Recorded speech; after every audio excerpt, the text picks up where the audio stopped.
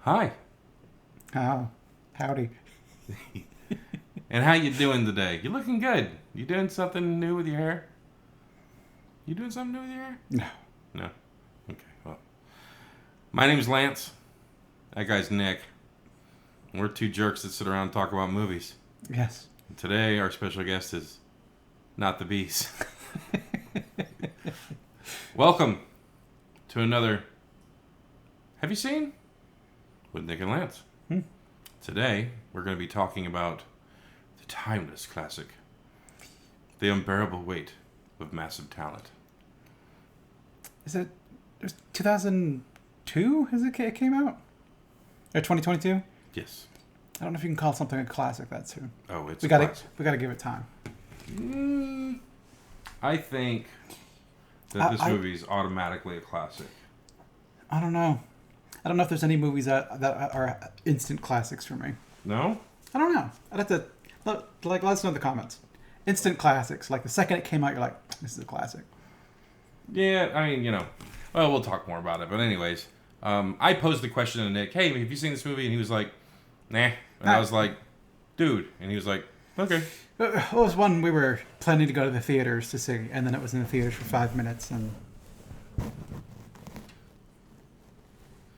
Okay, that's not gonna work. Nikki's gonna have to sit on the floor for right now. Sorry. Bye, other Nick. But yeah, it was one that I think we were planning on going to see in the theater, and then we just never got there. Yeah, it came out around the time something else too, and we went to see that one the one week, and next week we'll go to the next one, and then it was just gone. So we're like, we'll get around to it eventually. Yeah, it left the theater surprisingly fast for a movie with Nick Cage and Pedro Pascal. Right, because I do remember that. I remember we went and saw something else to do a review on it, and then I called you and was like, let's go see it on this day. And you're like, okay. And you're like, it's not in theaters. And I looked and it was fucking gone. It was gone. And we were willing to go to any theater that was playing it, and it was just gone. In 3 weeks? It was we I guess we knew it came out last week. Well, I'm going to see this one, review it next week. Mm-hmm. And then, during that next week, we'll watch it. So I guess it was been 2.5, 3 weeks that we knew about it anyway. It was gone. So we're like, we'll get around to it at some point in time. It's not that big a deal. It looked fun-ish, but not like one that I'm like, man, I have to see this in the movie theater. Because there's not very many movies like that where I'm like, I have to see this in the theater. Because I don't like going to the theater. And I like it. Yeah. I'm over it. If they could stream everything to a service I'm already paying for, then great. Yeah. I can watch it at my own time. I could pause it to go pee. There's some things I just feel like you have to see on the big screen. Nah. No? You don't think the big Hollywood fucking Marvel movies with the big crazy fucking fight scenes, you don't think there's any benefit from seeing that on big screen? I watched Wakanda Forever on my iPad, and it was that big, which when you're sitting down at your house on the TV, you're the TV's maybe this big. Yeah. But when you're this far away, it's only that big, and that's how big it is up here. So it's whatever, same size.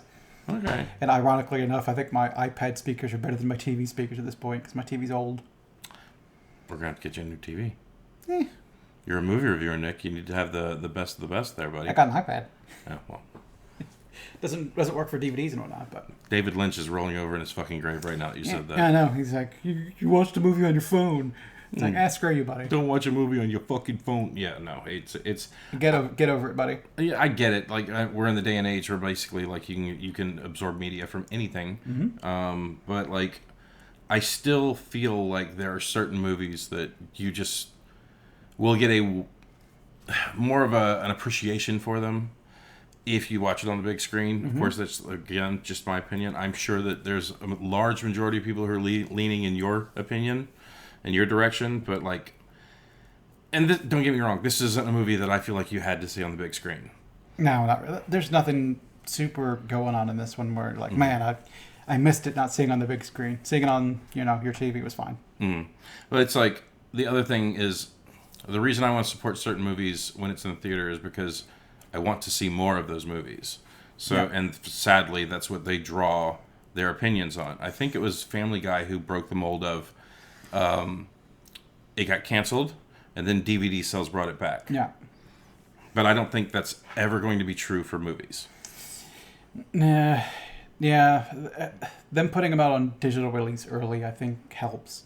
Putting them straight to a streaming service, I don't think is probably the way to go. It's more of like, we put it out in theaters, and then the next week you could rent it on like YouTube or Amazon or whatever for like $5 or $10 or whatever they want to do for their early things. Because I know during the pandemic, Disney was doing their like Disney Premium, where you could spend like $20 and unlock early access to Black Widow or Mulan and the one other one they did, Jungle Cruise. I think those are the only three. Maybe they did other ones, but those are the three I remember offhand. Because I didn't buy Mulan because stopped remaking Disney movies. I did for Black Widow and I did for Jungle Cruise, and I think I give you like my pass? Like, I bought Jungle Cruise earlier. Do you guys want to watch it? And I like sent you or. So we didn't watch it. We did. You did for Black Widow, and I did watch that one. Okay. But then we were so enthralled by that movie that we never did a review. That was during the pandemic. We weren't reviewing at that point anyway. Yeah. But I spent, $20, $30-ish bucks on it, and then I watched it. I think I got my dad to watch it, and then you and Amber watched it. So yeah, you got your money out of it. Yeah. It ends up working out just fine. So I think that is potentially the future of cinema, and I'm sure movie theaters are just happy about that shit. Yeah, I mean, I for one, I'm going to be sad to see movie theaters go away, but I think it's like GameStop. After PlayStation and Xbox said they were going to start making everything to digital, it's like, how the fuck does GameStop survive? So they have just full on embraced the idea that they're a toy store now. But I mean, it's kind of a good move. There's no more Toys R Us. There's no more fucking KB Toys or Lionel Playworld. All that shit is just gone. Yeah. So and then you try to sell people on the you get the pre-order early and you get like this figurine with it or whatever, and try to get you to buy things, because I know they've gotten you to buy things. Like yeah. Marvel Midnight Suns came with something special that you haven't even played the game. You've just bought it. I have played the game. Have you? Okay. I have played the game, but it's like, one of my favorite games is XCOM. I really dig it. But it's like, you can do things on XCOM to like set up your squad for certain things, or like flush the enemy in certain directions. Midnight Suns, I have not figured that out yet. And I think the reason that I'm having so much problems with them is because it's a fucking card battler too, where it's like you draw from a deck and most of the moves are like not fucking helpful. So like I played it for about an hour and a half, and then I got sick of the whole running around and talking to people. Yeah, there's a lot of that. Because I got bored of that shit real fast, and like I just stopped. Now the game is getting great reviews. I love that game. So you played it? I've beaten it twice. Really? Yes. Yeah, I got to the something was being moved in a truck, so you have to go and basically. Yeah, it's essentially you've got a mission. You go out and you do the one mission, and the mission is like a fight between you and this group. The story missions are 2 fights. You kind of like do the fight and then you move on to the next fight. But most of the other things are just kind of like, this is a mission in which you have to stop the truck. So it's a mission in which you have to fight the people that keep reinforcing, but then using your moves to destroy the truck. And that's the destroy a truck mission. Or this is a get information mission, and that's just get information mission. What I like about it is it's XCOM, where you don't have to worry about like having a 95% chance to hit and missing anyway. We're like, we're this far apart. I've got a gun right here. I missed. And the alien murders you, and you're like, I'm reloading the save because that was dumb. Yeah. I bought that game because it came with the Iron Suns, or the Midnight Suns Iron Man pop. And then it had the chance of getting the chase. So I bought the game for that chance. And I got the pop. And the game, right now, it hasn't pulled me in. But the other problem with that is that there were 2 other games that I was playing at that time. Yeah. Technically 3. Yeah. So it's kind of... And then this much time to play games. Yeah. And then, exactly. It's this much time. And then whenever I do have time to play games, I saw someone that posted a video the other day that said gaming at 50 or something like that. And the dude's like, yeah. And he sits down at the controller and he's like, fucking falls asleep. And that's me right now. All right, so we've been skirting Yeah. this for about 10 minutes. Yeah. Yeah. So, Lance, Uh-huh. what would you give the unbearable weight of massive talent between 0 and 10? I'd give this movie an 8. Okay, I think I went one lower. Okay. I was like, he might give it a 6, but I better bump it up one for Nick Cage. Nick Cage, really. Nick Cage. All right. So how about you, Nick? I think I'm gonna give this one a 6. 6. And that it was good. There's funny bits. Just more Pedro Pascal and Nick Cage hanging out because they kind of, for a movie about, that's what I thought it was going to be about. There was less of it than I was hoping. Wait, explain that. They're just more of them like hanging out doing stupid shit. So They didn't hang out enough and do enough stupid shit. So okay, wait a minute. Wait. So like that's all the movie was. It's just them hanging out doing stupid shit. Not really. There was like them meeting by the pool, and there was like them doing the cliff thing, and then like driving around on acid. And it was kind of, a lot of the other shit was not as them hanging around doing stupid shit. I guess maybe like after hanging out with acid, him showing him spoilers. Yeah, we're full on spoilers now. Sorry, spoilers. Him showing him his Nick Cage room or whatever. I'm like, it's fun shit. But then there was like too much CIA shit, like the kidnapping. Like, whatever. I just wanted to see him and like a dictator. I guess I thought he was more of a bad person because they ended up not making him that bad of a person. Yeah, and I think that's why you had to have that whole thing with Nick Cage, like running around the CIA, because they wanted you to wanted you to believe that he was the bad person. Yes. Did that catch you by surprise? The twist? Yeah, I was kind of expecting him to just actually be a bad person, and that felt like they walked it back a little bit, and that kind of diminished it a little bit, I think. Okay. That, but just by them being like, he's Pedro Pascal, don't worry, he's fine. Be like, just let him be an awful person, like near the end. Let him actually be the villain. But a lovable scamp. But he's just a lovable guy. Yeah. And instead it was like, no, it's this guy instead. I'm like, See, it's okay. I thought that was good because like I did like that was the twisty twist, that he was the face of the organization while his cousin or whatever was the guy behind the fucking... Yeah, and he wants out, but he just can't. Yeah. You don't just leave organized crime. Yeah, no. Once you're in, you're fucking in. But yeah, I adore this movie just because Pedro Pascal is just, I'm sure there's a matter of time until something comes out on him that makes him the fucking pariah. You know, like, I'm sure somebody somewhere has something on him. But at least as of April, the Ides of April, yes. 2023. Right now, he's fine. Yes. And I'll go ahead and say, unless he's caught on camera stabbing a penguin in the throat while kicking a fucking 4-year-old in the face, I'm probably still going to like him. But even then, it's like, well, we didn't get his story. What did the penguin do? Right. And what was up with the kid? He must have done something. Right. Him and the penguin are fucking like stabbing a baby. So he ran in there and fucking started. No. Yeah. He's breaking that shit up. But right now he is the Thing. Yep. And I think he deserves every fucking bit of it. He's really good. Yeah. He's lovable. A lot of the stuff that you see that he does off camera, he's lovable. Yeah.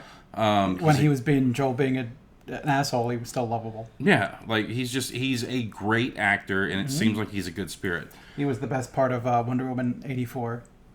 And he was still he was Trump, basically. Yeah. And he was still kind of likable. Yeah. Even when he was like brushing off his kid or whatever. Yeah, and it was just bad. I will not give you spoiler warning for Wonder Woman 83 because I don't want you to see it. No, don't don't watch it. Don't bother. But yeah, I think he's great. I don't think I've seen anything with him in it that I don't adore him. I don't know that I've seen too much. So I didn't watch the thing that he got popular off of, Game of Thrones. Mm-hmm. Instead, the first thing I saw him in was Mandalorian. Mm-hmm. And he's great in that. And then he started showing up in other stuff, like The Last of Us I've seen. This one. Mm-hmm. Did I say Last of Us? Wonder Woman 84. Mm-hmm. Like, he's been good in pretty much everything I've seen him in. Dude, he's been in 129 movies. Yeah. At least here. And, like, it starts going back as far as... I'm still scrolling. So, 2014, this dude is fucking working. Okay? Because the earliest thing I could find right now is, well, no, here's the 2008. Something called Popcorn Planet. I don't know. Mandalorian stuff, 2020. Yeah, like this guy's he's been busting out. There's a 2007 where he was on the Graham Norton show. So he's been around for a little bit. And I think these are just appearances in like.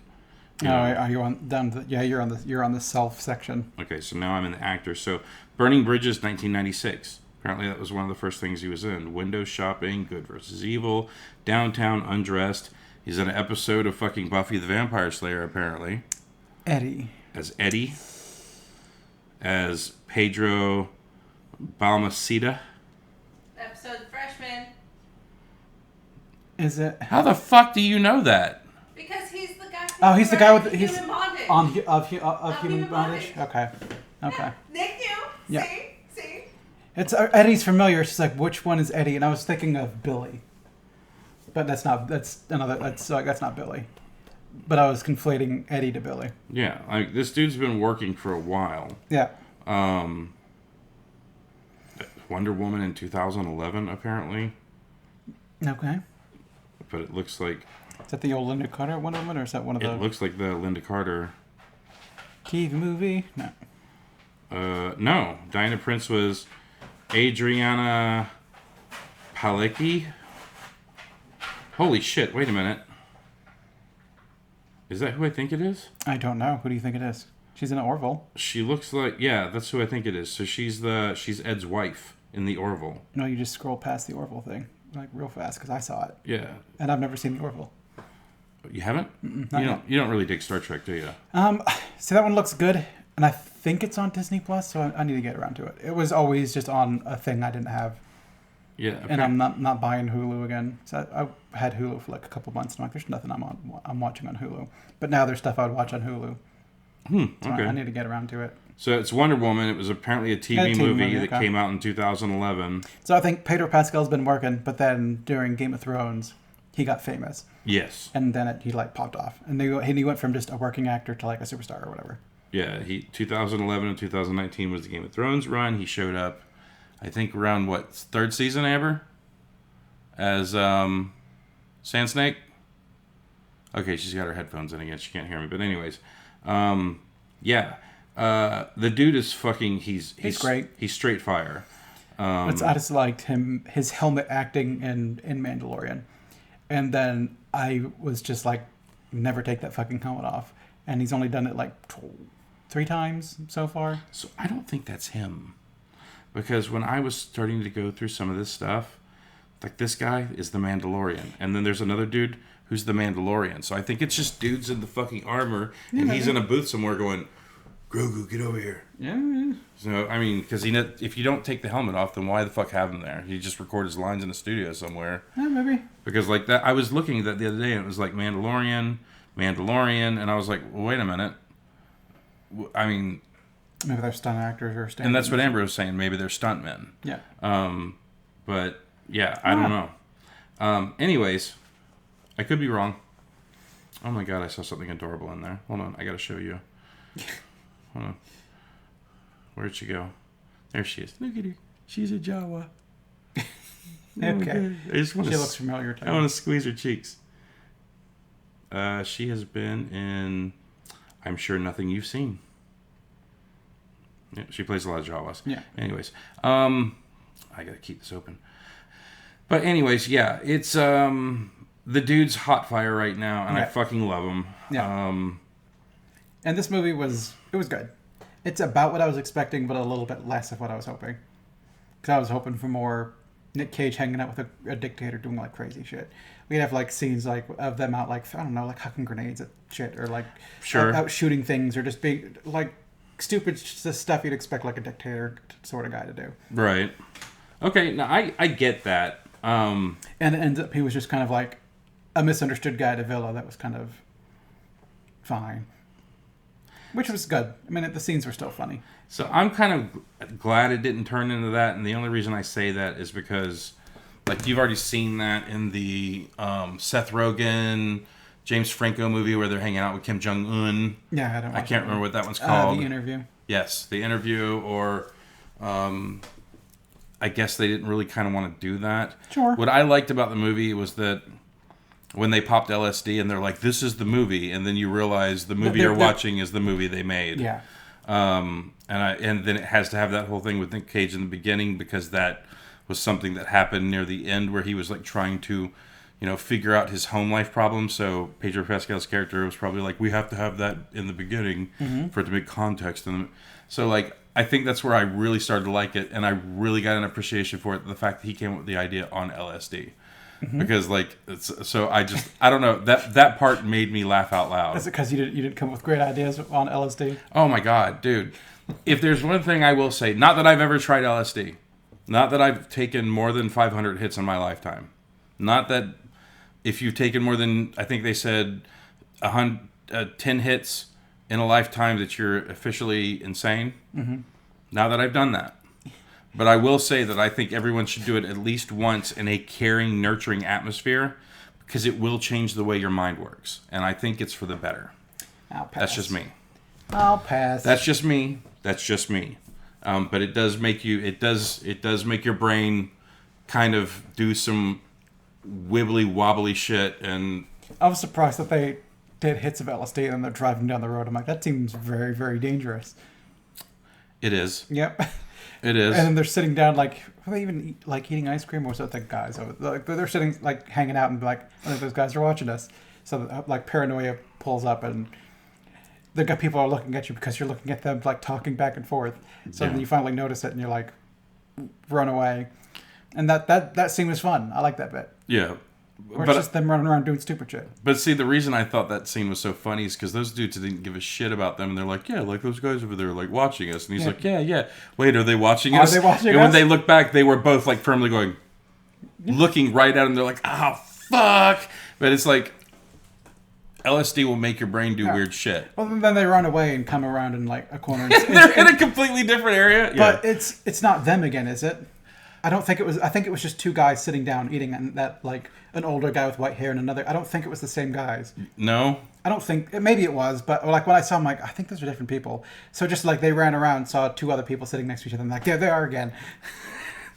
I'm not sure. I'm not sure. That's what I think. I've seen the movie twice, but I'm going to have to go back and I'll have to double check that. But I'd have to rewatch it and actually, like, look at the. But the way it struck to me is that they saw two guys that were watching them. They ran, saw another two group of people who they just came, like, bomb-assing down like a alleyway or whatever. So, and people are, like, looking at them, and now it's just two different people. And they're like, there they are again. So they just keep running. See, I thought it was the two guys again, but I was like... But maybe it's possible they did a big loop and just kind of loop back around. And see, that's what I thought it might have been too. But yeah, I loved this movie because I thought that Pedro Pascal was hilarious. Mm-hmm. Fucking Nicolas Cage, this is probably one of the movies that I think I've enjoyed him in the most. And I think it's funny because he's lampooning on himself. Yeah, and he's kind of turning it up. I mean, he makes out with himself in one scene. Yeah, but I thought that was good that there was a younger version of him that's cocky talking to the older version of him, like, trying to keep him motivated and shit. Mm-hmm. Like, I like that. Because you're Nicolas motherfucking Cage. Like, I really love that. And he's like, yeah, explain that Nicolas Cage smooch is good. You know, like that. I loved all of that. I thought it was great. I thought his daughter was fantastic. Mm-hmm. His wife, which I think they actually play themselves in the movie. Oh, really? I think. I'm not 100% sure. I don't. I know fuck all about his personal life. Okay, so it's not. So, yeah, the Sharon Horgan plays Olivia, and NPH. Lily Mosheen plays Addie Cage. Right, Sheen. I wonder, is it Tiger Blood? No, I think it's spelled differently. But anyways, I think that's how they spell Sheen. Sheen? I think Martin Sheen is. I think he's Sheen.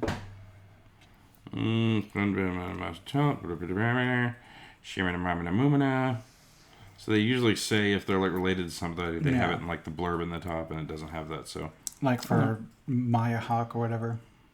That was her name, right? From Stranger Things. I don't know. Because she's Uma Thurman and Ethan Hawke's daughter. Who does she play in Stranger Things? Robin, the Scoops Ahoy girl. I did not know that. You didn't know that was Uma Thurman's daughter? Nope. Ethan Hawke's daughter? Not a fucking clue. Okay. All right. Nepotism. There you go. All right. Well, I mean, that's the one thing that will always guarantee that here, Hollywood will always go around. If I see one more, what is it? The fucking the fucking family, the Chris, what's his last name? Thor. Oh, Hemsworth. Hemsworth. If I see another fucking Hemsworth, I know, especially the fourth Hemsworth brother, or the one who's only a doctor. only a doctor, yeah, but he saves so many lives. Yeah. But he's a useless one. Not a real one. Watch the Good Place. Yeah, Good Place is good. Jeremy Bearimy definitely approves that one. Yeah. And then what was the other? It's another family of fucking. But Well, anyways, I mean, there's the Coppolas. Sure. I mean, I only know Francis Ford. Nick Cage is a Coppola. Is he? Yes. I didn't know that. Nick Cage is nepotism. To some degree. I had no. He's literally a Coppola. Yes. I had no clue. Francis Ford Coppola is his uncle. I think. Interesting. I mean, correct me if I'm wrong, but I think. Say down in the comments before he gets to the. Yeah, before I look up Nick Cage, but I don't remember his real name. It's something. Nicolas Kim Coppola. I had no clue. Who's the son of August Coppola, whose brother is director Francis Ford Coppola. Francis Ford Coppola is his uncle. Well, I mean, honestly, I don't give a shit. And then he didn't want his name Coppola. Luke Cage. He named Cage because of Luke Cage. So I did remember seeing that. And also, I think it was to not have Coppola attached to his name. Yeah, because he wanted to get popular on his own merit. Yeah. And probably after the first time Francis Ford Coppola saw him do like a movie where he was caging it up, he was probably like, dude, don't use the last name Coppola. Yeah. But yeah, no, I had no idea. Huh. And I consider myself a movie buff. And I don't consider myself a movie buff. I honestly don't give a shit where they come from. I generally don't either. Yeah, like I watch it for their... Even Carrie... Princess Leia? Carrie Eloise? No. Princess Leia? I thought you were going to say Princess Bride. I'm sorry. No, Princess Leia. So that is... Any other day... I know, right? It's because I just... but she's also a nepotism baby. So I do think I remember hearing something about that. I just don't remember who, because I don't pay attention to... Amber. No, it's Princess Leia's name. Carrie Fisher. Carrie Fisher. I think her dad's a director and her mom's an actress. Eddie Fisher and Debbie Reynolds is her parents. Well, there you go. So again, nepotism. Yeah, well, I mean, you know. But then, just because you get in because of nepotism doesn't mean you were bad. Like Maya Hawke or whatever, she's fucking amazing in Stranger Things. Doesn't change the fact that, she's got two famous parents. And who knows how much of a leg up that gets you. Yeah, and then you have someone who like Kevin Smith, who can be a great director when he wants to be. Yeah. And then you have his daughter, Harley Quinn Smith. Who's famous because her dad's Kevin Smith. Because her dad's Kevin Smith, Yeah. and she's not a great actress, but she's getting better. I've not actually seen anything she's in. Have you not seen the reboot, the Jay and Silent Bob reboot? No. I need to at some point. I think you guys went to a theater, somewhere else to see that one, and I didn't end up going with you. I'm pretty sure she's in the Clerks 3 as well. Somewhere. She's got to be in there somewhere. She's got to be in there somewhere, maybe. Yeah, he's going to fit her in But somewhere. I don't remember. I don't really remember. I don't remember if she was in Red State either. I don't think she was. No. But I only watched Red State once. And that is a great movie. It was good, but also scary. Yes. Not in that the movie itself was scary, but I'm like, these people exist. Yeah, no, that's. I remember actually saying that while we were watching it too, and I was like, sometimes it feels like maybe I'm watching a real depiction of how people think. But that movie had a great turn at the end of it. I thought that was fantastic.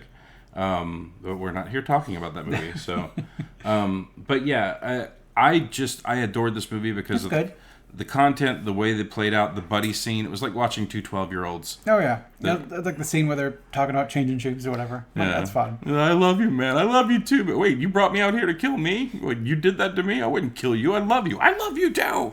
I loved that whole scene.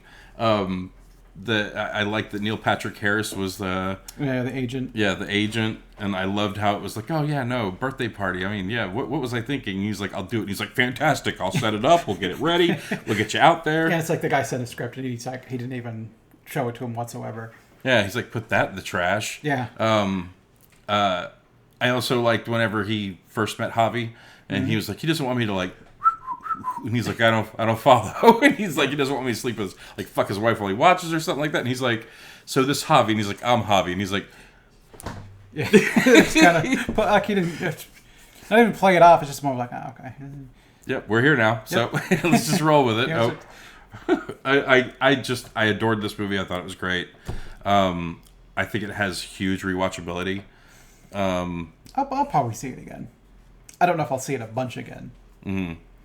It's not one I don't know that I'll buy it and like own it.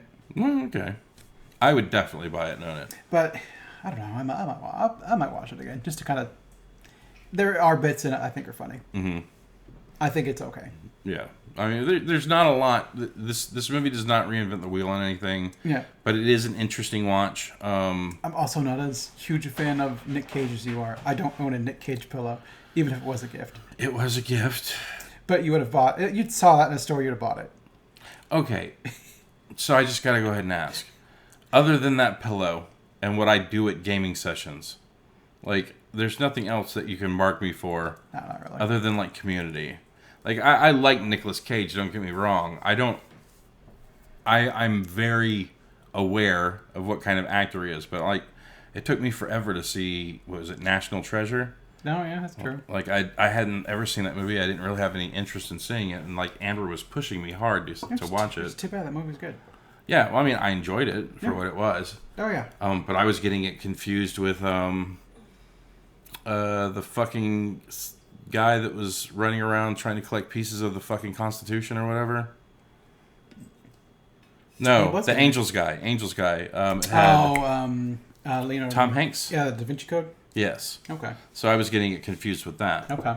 I never pressured you to watch National Treasure. It's the first time I saw it. Was the first time you saw it. It must have been Nick then. It's one I brought up a few times, I think. But like somebody pressuring is a different thing, but okay. Well, I mean, try to like, hey, we should see this movie. Sure, yeah, I'll say that, but like, yeah, I like Nick Cage, but like, I can't think of any of his movies that like really jump out in my mind. Like, you know, he's not a great actor. Yeah, The Usual Suspects. You know, Face Off. Mm-hmm. Like, that's a fucking great movie. But it's like, that movie's great because not only is it Nick Cage over the top, but it's John Travolta doing a Nick Cage impression. Yeah. I mean, he turns the Nick Cage up to. Yeah, and I thought he did a fantastic job. That's just a fun fucking movie. Yeah. Let's see. Which, case in point, I'm disappointed we didn't get the doves. That's a good point. I thought at some point, I'm like, they got to do a face-off. They set it up with him getting the face-off guns. I mean, they got to do like a standoff with like some sort of like, not necessarily doves flying by, but you know, the birds or something flying by, and that never happened. I'm like, no. So the guy that directed the Hulk movie, something Woo, John Woo. Mm-hmm. I think that's what he's known for, is the doves. Mm-hmm. The scenes of like people jumping with doves. But I thought they were going to do it as a face-off callback, because that when they were doing the Mexican standoff with like the three of them all pointing guns at each other, because that's what John Woo was also known for, the Mexican standoff, and then the doves coming up during it. So I figured that since they showed the face-off guns, they were going to come back, because what is it, Chekhov's gun? Mm-hmm. They showed the guns. They're coming back. Show them once. So I figured they were coming back. I just thought it would be in a reference to Face Off in some way. Mm. Which is fine. He brought the gun. The guns came back. It was fine. I just thought it's what I was expecting, which is probably better. They didn't give me what I expected, I suppose. It's not what I expected at all. And then I like that they showed the knife, because like the guy on the bike kind of came up and like hit his solar plexus or whatever. And he's like, he's unconscious, and he stood back up and punched him in the face, whatever. But then they like show the knife in the Jeep. I'm like, ooh, the knife in the Jeep. When's that going to come back? And then it comes back. Well, so they did it twice. Mm-hmm. You saw the knife land in the Jeep. Yep. And then later he hung a turn where it rolled across the Jeep, and still no one said anything about it. But I guess that was just them being like, it's still there. Yep. Don't forget about the knife. Yeah. And then it does the thing at the end. No, I 100% agree with you on that one. It's just, to me, the way, like, when they're talking about making the movie and how it's going to be this and it's going to be character driven and it's going to have this and that and this, and when they start making the turns of it's going to have the action in it, so it's something for everyone. I loved every beat of that. Like, I thought that was great. And at the end of it, I thought it was very rewarding with, like, Dad, and the throw motion knife throw, and then you do the split between the actors in the movies, and like, it was a great flick. It's good. I liked it. But would you recommend someone watch this movie? If they're a fan of Nick Cage, I don't know that I would, or even Pedro Pascal, I don't know that I'd just throw this out as like a watch this movie to someone who I would need to know my audience, as it were. Sure. But I think to the right person, it'd be a fun watch. You know, Pedro Pascal mania is running wild right now. Yeah, So I don't think it'd be a hard sell to get someone to watch this with Pedro Pascal. I just think it's like 30 minutes into the movie before he shows up. Maybe like 20 minutes, something like that. Yeah. You got a little bit of a burn with, you have to get through all the Cage before you can get to Pedro Pascal, and that's the meat of the movie. It's watching Nick Cage and Javi. People, let me tell you about my best friend. God, they're so fun. It's together. fun. Like that waltz scene was good. That's more the shit I wanted, was them being stupid. I also really like the general. He's coming, and we have to get away. And he's like, "Okay, are we doing some kind of a thing here?" And then finally he falls into it. Yeah. And like when he starts reading, like he's saying the lines, like Pascal's face like fucking lights up like a kid at Christmas.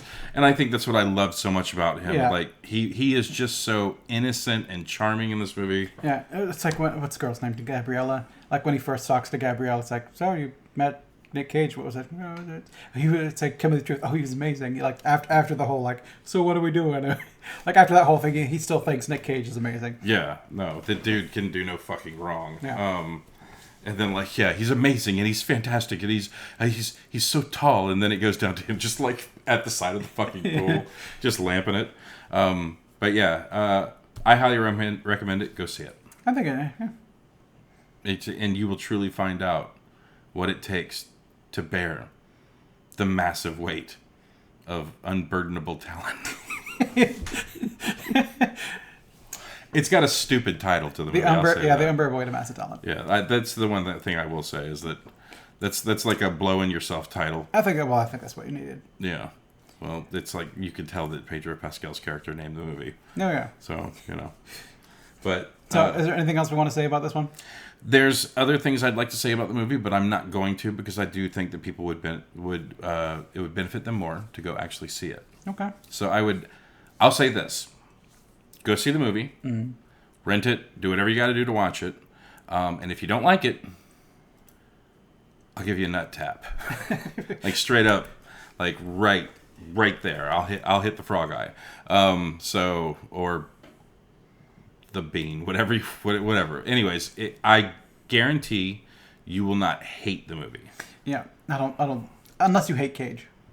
Yes, and Pedro Pascal for some reason. Yeah, but I don't think anyone does. Maybe there's got to be someone out there who's like, why not me? Yeah. Well, okay. You know what? I'm going to give you a left field rating. Amber, what would you give the Unbearable Weight of Massive Talent, 0 to 10? I missed a little bit at the beginning, so 7 or 8. I'm not sure. Like I said, I'm missing part of it. Okay. 7 or 8. 7 or 8. And she missed part of it. She'd seen the rest of it. She probably would have given it a 9. Or 6. Or 6. Who knows? So, but anyways, go watch it. Is that all we want to say about that one? Yes. I believe it's your turn to ask me. Yes. So, Lance. Oh, shit. Have you seen R.O.D. Read or Die? No. Okay. Anime from 2001. Then definitely not. I think it's technically 3 episodes, but it jams into essentially a movie of about an hour and 30 minutes. Haven't seen it. All right. Well, that'll be changed here in less than a month. Okay. Say down in the comments if I'm walking into a trap. Yeah. And also say that in the comments. Like, I'm curious, because I'm probably just not thinking of anything where you saw it and you're like, this movie's a fucking classic. The instant you saw it. I'm curious if there are literally instant classics. There's plenty of movies where they came out and you're like, this is pretty good. And then it grows over time and becomes a classic. Or there's even those where they come out and they're just completely overlooked. then they become a classic. And see, I think that was one of these movies. Like, when I watched it, I loved it and thought that it was a shame it was only in the theaters for like a month.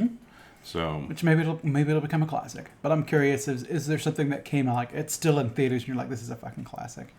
Is it maybe Infinity War? Infinity War was great. But that's also if you don't give a shit about Marvel movies, I don't think he gave a shit about Infinity War. That's true. So I don't know. That's true. I don't know.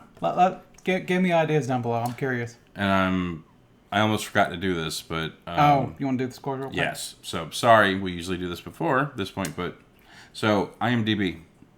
What do you think it got? We'll do 7.8. 7.0. Okay. So.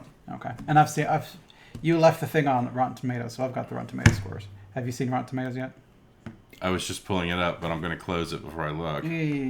What do you think the critics gave it on Rotten Tomatoes? I'll say an 8.9. No, 89. 89? 87. What about the audience? 93. 87. Across the board? Yep. Nice. Okay. 287. Look at that. No, you can't see that. Widescreen. So yes, when you pull it up on the TV, it shows the Rotten Tomato scores. I walked away. I'm sorry. And then you're like, the movie's over. You went back to the main screen and be like, no, I'm going with the kitchen. And then I looked at the screen. I'm like, no, there it is. Sorry. That was not my intention. I'll have to keep that in mind when we watch stuff on Plex from now on. But yeah, if you don't have anything happening this weekend, go watch it. That was weeks ago. Yeah. Okay. Good point. Sorry. All right. Arbor Day. I guess we could put a bow on this one. Yeah. Join us next month for Read or Die. You might have to rent it if you don't have it. And put some suggestions down in the put some comments down there saying, "Hey, watch this movie." You can throw some "Hey guys, have you seen?" And maybe we'll get around to it. I mean, I also wanted to put this out here is that I think this movie challenged us to go watch Paddington 2. Yeah. So we might have to go watch Paddington 2. But I've not seen Paddington 1. Am I going to be lost in the narrative of having not an idea what the fuck Paddington 1 is? I think these are the things that we do to make the people happy. Let us know if you want us to watch Paddington 2. Yeah, please do. And then I'm probably going to ignore it. All right, bye everybody. See ya.